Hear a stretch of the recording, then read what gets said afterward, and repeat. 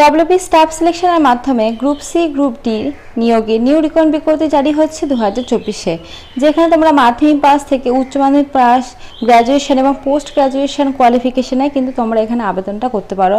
কয়েক হাজার শূন্য পদে কিন্তু এই রিক্রুটমেন্ট বিজ্ঞপ্তিটা প্রকাশিত হচ্ছে।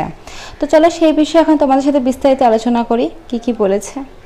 এই সপ্তাহে একটি কর্মসংস্থান পেপারে কিন্তু এই অফিসিয়াল নোটিশের বিজ্ঞপ্তির কিন্তু আপডেটটা প্রকাশিত হয়েছে যে তোমাদের অফিসিয়াল নোটিশটি কবে বেরোবে এবং কত শূন্যপদে নিয়োগ হবে সমস্ত বিষয়টাই কিন্তু এই কর্মসংস্থান পেপারে মেনশন করা রয়েছে।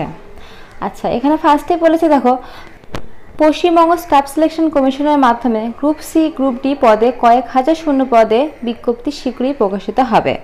অর্থাৎ পশ্চিমবঙ্গ স্টাফ সিলেকশন কমিশনের মাধ্যমে কিন্তু তোমাদের গ্রুপ সি গ্রুপ ডি নিয়োগ করা হবে, সেটা কয়েক হাজার শূন্য পদে। আচ্ছা, নিচে দেখো বলেছে পশ্চিমবঙ্গ স্টাফ সিলেকশন কমিশনের মাধ্যমে রাজ্য সরকার বিভিন্ন দপ্তরে দ্রুত কর্মী নিয়োগের জন্য নতুন চেয়ারপারসন নিয়োগ করল রাজ্য সরকার। 2022 সালে স্টাফ সিলেকশন কমিশনের অ্যামেন্ডমেন্ট অ্যাড সংযোজন করে 2 বছরের চুক্তিতে নতুন চেয়ারপারসন নিযুক্ত করা হয়েছে অবসরপ্রাপ্ত আইপিএস অফিসার। অর্থাৎ তোমাদের এখানে বলা হয়েছে যে রাজ্য সরকার দ্রুত কিন্তু তোমাদের কর্মী নিয়োগের জন্য অর্থাৎ গ্রুপ সি গ্রুপ ডি নিয়োগের জন্য নতুন কিন্তু চেয়ারপারসন নিয়োগ করেছে, যাতে তোমাদের এই রিক্রুটমেন্টটা যাতে তাড়াতাড়ি হয়। আচ্ছা, তারপর বলেছে নবান্ন সূত্রে খবর, ওবিসি সংরক্ষণ নিয়ে আদালতে মামলা চলার জন্য রাজ্য সরকারের অন্যান্য দপ্তরে প্রার্থী নিয়োগ করা যাবে না। তাই পশ্চিমবঙ্গ স্টাফ সিলেকশন কমিশনের মাধ্যমে রাজ্য সরকারের বিভিন্ন দপ্তরে গ্রুপ সি গ্রুপ ডি পদে নিয়োগ করা হবে। কোন কোন পদে নিয়োগ করা হবে তা শীঘ্রই বিজ্ঞপ্তি দিয়ে স্টাফ সিলেকশন কমিশন জানাবে।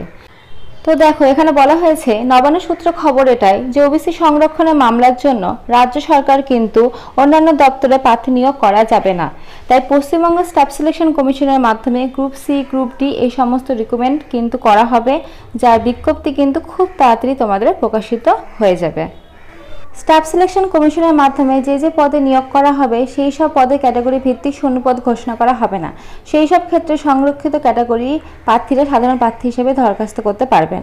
অর্থাৎ তোমরা যারা সংরক্ষিত ক্যাটাগরি রয়েছে তারা কিন্তু আর থাকবে না, সবাই কিন্তু সাধারণ প্রার্থী হিসাবে তোমাদের আবেদন করতে হবে। অর্থাৎ সবাইকে জেনারেল হিসাবেই কিন্তু আবেদনটা করতে হবে। তারপর বলেছে দেখো, স্কুল ও মাদ্রাসা গ্রুপ সি গ্রুপ ডি ছাড়া রাজ্য সরকার অন্যান্য দপ্তরে গ্রুপ সি গ্রুপ ডি পদে নিয়োগ করবে স্টাফ সিলেকশন কমিশন। তো তোমাদের এখানে এটাই বলা হয়েছে, স্কুল ও মাদ্রাসার গ্রুপ সি গ্রুপ ডি পদ ছাড়া অন্যান্য সমস্ত গ্রুপ সি গ্রুপ ডি পদে নিয়োগ করবে স্টাফ সিলেকশন কমিশন।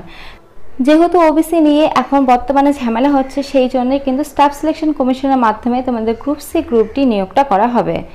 তো এই রিক্রুটমেন্টের অফিসিয়াল নোটিশ কিন্তু খুব তাড়াতাড়ি পাবলিশড হয়ে যাবে এদের অফিসিয়াল ওয়েবসাইটে। তখন কিন্তু ভিডিওর মাধ্যমে তোমাদের সাথে সেটা শেয়ার করে দেবো, তোমাদের ফর্ম ফিল আপ কবে, বাকি সব ডিটেলস। আর তোমাদের তো বলে দিলাম কোয়ালিফিকেশন তোমরা মাধ্যমিক থেকে উচ্চ মাধ্যমিক, গ্র্যাজুয়েশন, পোস্ট গ্র্যাজুয়েশন সবাই কিন্তু আবেদন করতে পারবে।